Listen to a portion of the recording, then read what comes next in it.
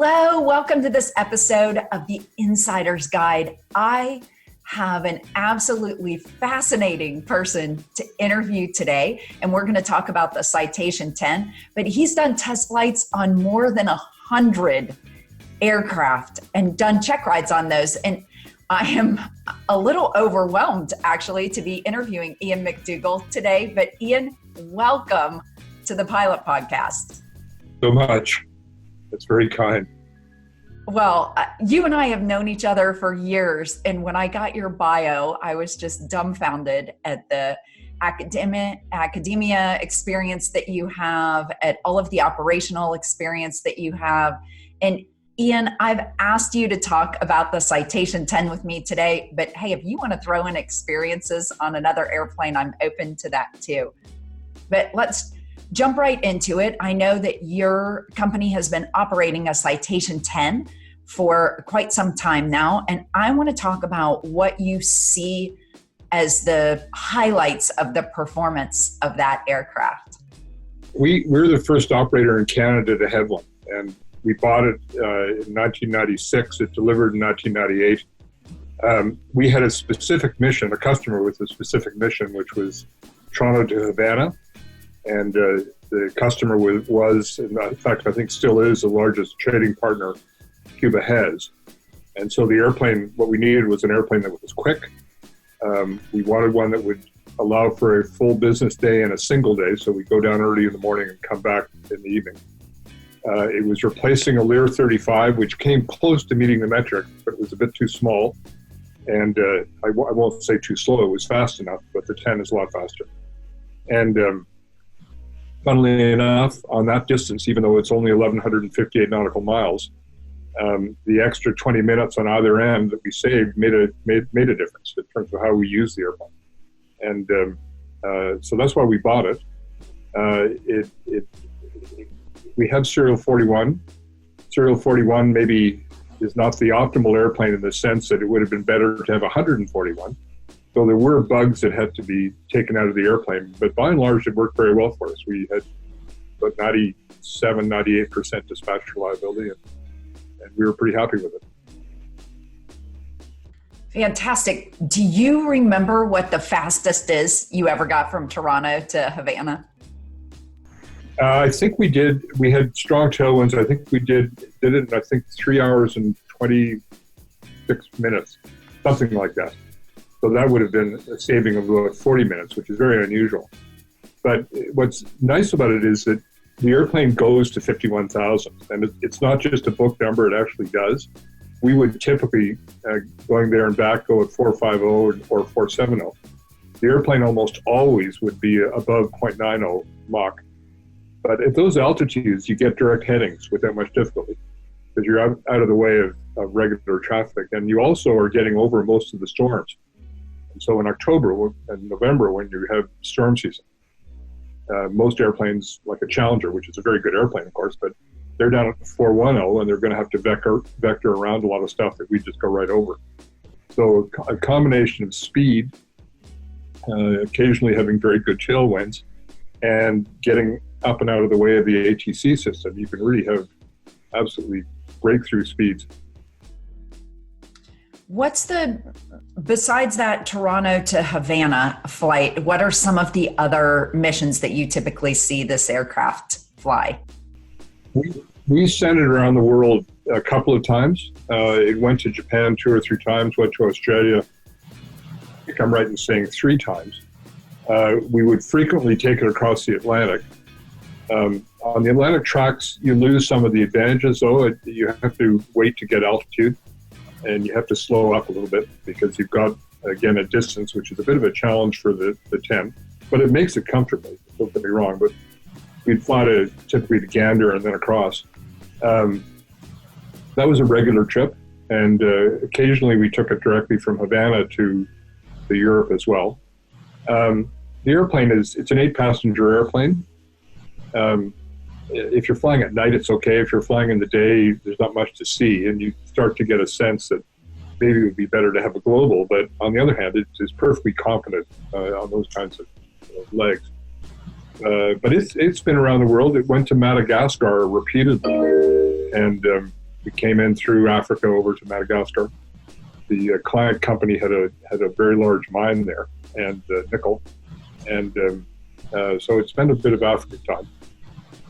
But it was primarily a North American. We used it in North American setting primarily. Ian, I know that you like to push planes a little bit to their limit. How fast have you had it? We've had it up to the limit, 0.92, and that wasn't that uncommon. It isn't so much a matter of pushing an airplane to the limit. It's more, line pilots will know the systems of the airplane far better than somebody like me. I do the evaluations for our company, and I do the acceptance flying. So I do the fun stuff. But in terms of the experience, it's relevant experience to operating a corporate airplane. We have pilots who are vastly more qualified and have many more hours than I have.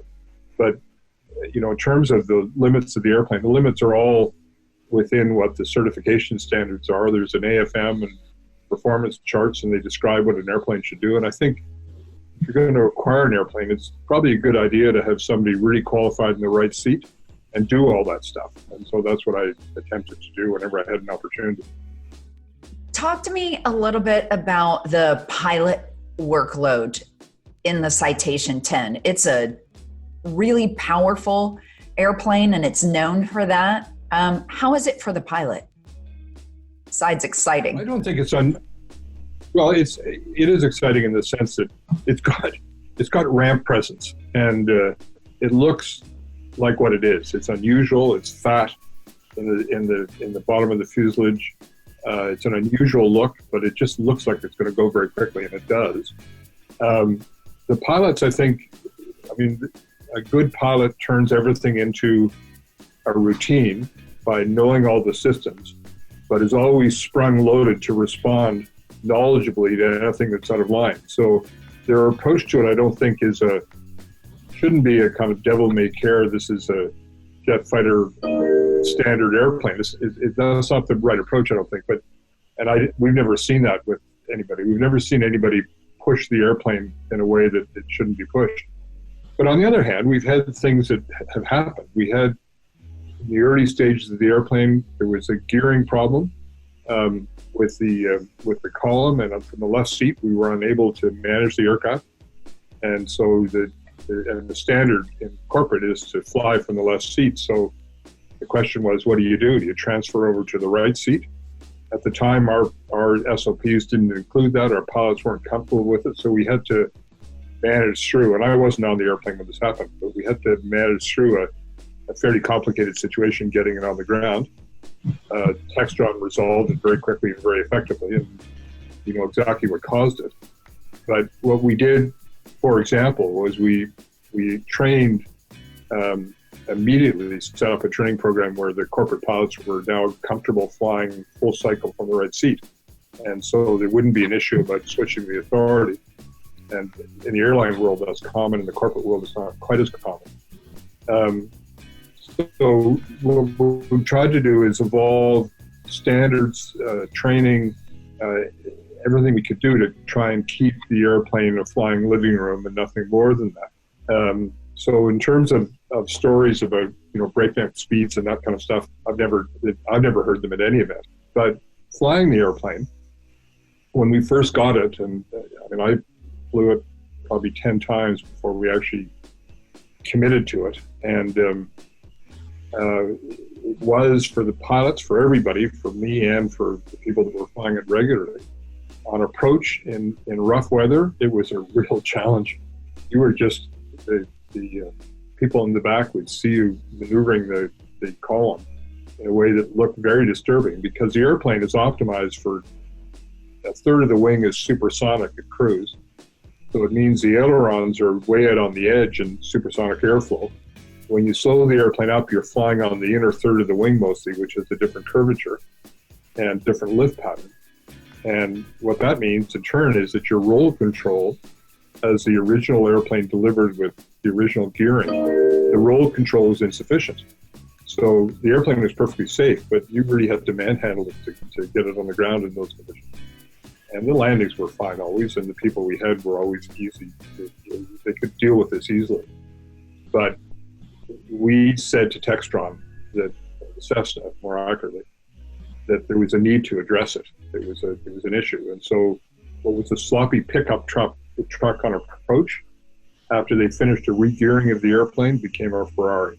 So now it responds very nicely in roll at slow speeds. And you don't have the problems you had originally. But for a while, it looked like it took a fairly highly evolved skills to manage it. It looked more difficult than it was. Well, speaking of wings, because winglets add ramp presence, and I'm wondering if you have any anecdotal evidence about them adding performance as well, or if what your opinion is about that, Ian. My opinion is that it probably adds to residual value. What you said, René, is very insightful, is dead on the money. It is a cosmetic that people seem to like. The information we have, the first package, the modification package, according to people we talked to, added nothing.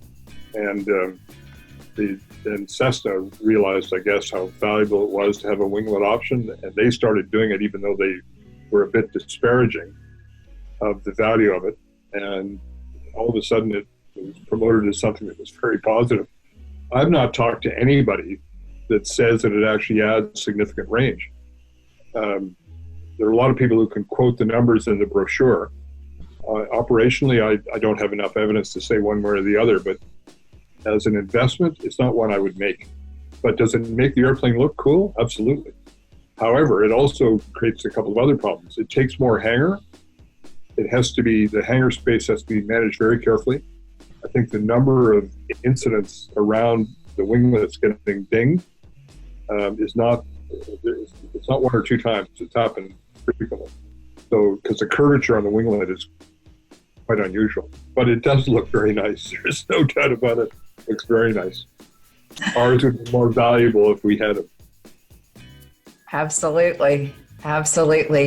Well, getting back into the cabin from being outside of it for a couple minutes here, talk to me about the comfort, the accommodations for the crew, and moving around and managing the cabin and the cockpit for them. Yeah, we never had an attendant on the airplane, not ever, and it's too small an airplane. So the crews had to manage all of that. The washroom was in the back of the aircraft too, so that means if you've got a loaded airplane with 8 people, there are demands on the washroom if you're going any kind of distance. The aisle is narrow. All that sounds negative. I mean, compared to a Lear 35, the airplane was huge, and it also is perfectly adequate. It's compared to, for example, a Hawker, which we know and like. We've had several of them. This airplane is a better airplane in the sense of more cabin height, and it's certainly wide enough. I'm over 6 feet. Sitting in the back of the airplane, the fact of a dropped aisle is something I really like, because it gives you far more legroom. And having a double club configuration is brilliant. I can't imagine having an airplane without that. Ian, besides the passenger experience in the cabin, you and I both know that part of the experience of traveling privately is about what you can take with you and how you pack it into the plane. Can you talk about the luggage capacity and being able to fit certain things in the Citation 10? It's the baggage space in the airplane is terrific. We've never had a problem with that at all. And again, our level of gratitude was conditioned by the fact that this particular customer came out of a Lear 35. So anything looked good after that, but it really is good. There's lots of baggage space. There are no particular CFG problems. I mean, there's a weight limit on it, which I frankly forget sitting here, but that wasn't a problem at all. It was very good.